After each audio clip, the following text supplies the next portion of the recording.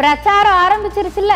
இன்னும் உதயநிதி நிறைய ரைமிங்காலாம் பேசுவார். அதை நம்ம தேர்தல் கச்சேரியில தினமும் பார்க்கலாம். இப்போ நம்ம செல்வ பெருந்தகை பக்கம் போவோம். தமிழ்நாட்டுல இருக்கிற எல்லா கட்சிகளும் வேட்பாளர்களை அறிவிச்சுட்டாங்க. காங்கிரஸ் கட்சியில வேட்பாளர் லிஸ்ட தலைமைக்கு அனுப்பிட்டு காத்துக்கிட்டு இருக்காங்களாம்.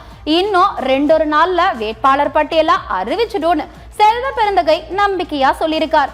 அதோட விட்டாரா, நடிகர் விஜய் கேரவன் அரசியல் பண்றாருன்னு விமர்சனம் பண்ணியிருக்காரு.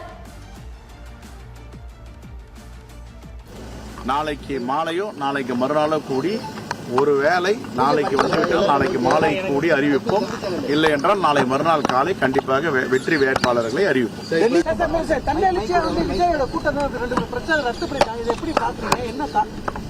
அது காரவன் பாலிடிக்ஸ். ஓகே, என்னங்க இந்த காங்கிரஸ் ஜவ்வு மாதிரி இழுன்னு இழுத்துட்டே இருக்காங்க. தொகுதியில பிரச்சனை வந்துச்சு, இப்ப வேட்பாளர்ல பிரச்சனை. இப்படியே இவங்க பிரச்சனை எப்போதான் முடியும் தெரியல. இதெல்லாம் இருக்கட்டும், நம்ம செங்கோட்டையன் பக்கம் போயிருவோம். அதிமுகவுல இருந்து தாவேக்கு மாறின செங்கோட்டையன் வழக்கம் போல கோபிச்செட்டிப்பாளையத்துல வேட்புமனு தாக்கல் பண்ணிட்டாரு. என்ன கட்சி துண்டு கலர் தான் மாறிடுச்சு. விஜய் தலைமையில வெற்றி பெற்று கிடைக்கும்னு நம்பிக்கையா சொல்லியிருக்காரு. செங்கோட்டையன் புனித ஜார்ஜ் கோட்டை வரைக்கும் விஜய் அழைச்சிட்டு போயிட்டாரு. புதுசா வந்தவர் ரொம்ப தான் கூவுறாரு, கூவிதான் ஆகணும். தமிழக வெற்றி கழகத்துடைய தலைவர் இன்று நாளை தமிழகத்தை ஆளப்போகின்ற எதிர்கால தமிழகத்துடைய நம்பிக்கை நாயகனாக வரக்கூடிய இளைஞர்கள் மட்டுமல்ல, அனைவருமே அவர் வெற்றி பெற வேண்டும், நல்லாட்சி தமிழகத்திலே தர வேண்டும் என்று மக்கள் விரும்புகிற தலைவராக, நாளை தமிழகத்தை ஆளப்போகிற தலைவராக தலைவர் தளபதி அவர்கள், விஜய் அவர்கள் இன்று அனைத்து வேட்பாளரையும் வாழ்த்தி அனுப்பியிருக்கிறார். மக்கள் சக்தி ஒன்று திரண்டிருக்கிறது. ஆட்சி உறுதியாக அமையும். கோட்டையிலே 2026 அவர் தேசிய கொடியை ஏற்றி வைப்பார். என்னதான் செங்கோட்டையன் ஆதரவா பேசினாலும் அவருக்கு எதிராக பேச ஆளுங்க இருக்கதானே செய்யறாங்க. செங்கோட்டையன் இப்படி பாசிட்டிவா சொன்னதுக்கு அமைச்சர் சேகர் பாபு அப்படியே கல்தூச மாதிரி புரட்டி போடுறாரு. பிரச்சாரத்துக்கு அனுமதி வாங்குறது எப்படின்னு தெரியாத பால்வாடிகள்னு தாவேக்காவு மாதிரி விமர்சனம் பண்ணியிருக்காரு. அத்தைக்கு மீச முளைக்கிட்டோம், அதுக்கப்புறம் சித்தப்பான்னு கூப்பிடலான்னு அவருடைய பாணியில அடிச்சு விட்டுருக்காரு. கூவிக்கு அழைச்சாலும் கூட்டணிக்கு தன் கட்சிக்கு யாரும் வராதப்போ அவர் மற்ற கட்சிகளை பார்த்து அப்படித்தானே சொல்ல முடியும். தொடர்ந்து முயற்சி பண்ணாருன்னா கமிஷனர் தான் நல்லா சொன்னாரு, காகிதத்தில் எழுதி கொடுத்துட்டு போனா எப்படி அனுமதி கிடைக்கும்?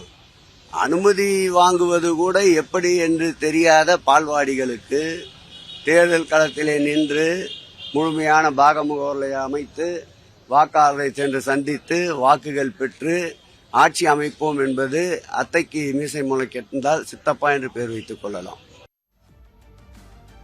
திமுகவை சொன்னா முதலமைச்சருக்கு கோபம் வருதோ இல்லையோ, சேகர் பாபுக்கு முதல்ல வந்துரும். அதுக்கு அவர் விமர்சனமும் பண்ணிடுவார். இப்படிதான் இது வழக்கமா நடந்துகிட்டு இருக்கு. இதெல்லாம் இருக்கட்டும், இப்ப விஜய் 2 தொகுதியில நிக்கிறதுக்கு பலரும் எதிர்ப்பும் விமர்சனமும் தெரிவிச்சுட்டு தான் இருக்காங்க.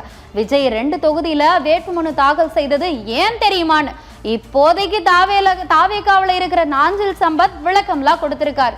திமுகவுடைய தில்லு முள்ளு தகுடு தத்தத்தை தவிர்க்கிறதுக்காக தான் 2 தொகுதிகள்ல விஜய் நிக்கிறாரு அப்படின்னு சொல்லியிருக்காரு. அது மட்டும் இல்லைங்க, ஏற்கனவே அவர் இருந்தா மதிமுகவை கடுமையா விமர்சனம் பண்ணியிருக்காரு.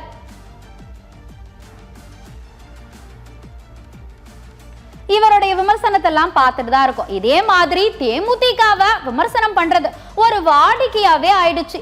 அப்புறம் பாத்தீங்கன்னா அமைச்சர் கீதா ஜீவன் திமுக அதிமுகவினரை தேடி தேடி பிடிச்சு வேட்பாளரை நிறுத்துற கட்சி தாவேக்கான்னு சொல்லியிருக்காங்க.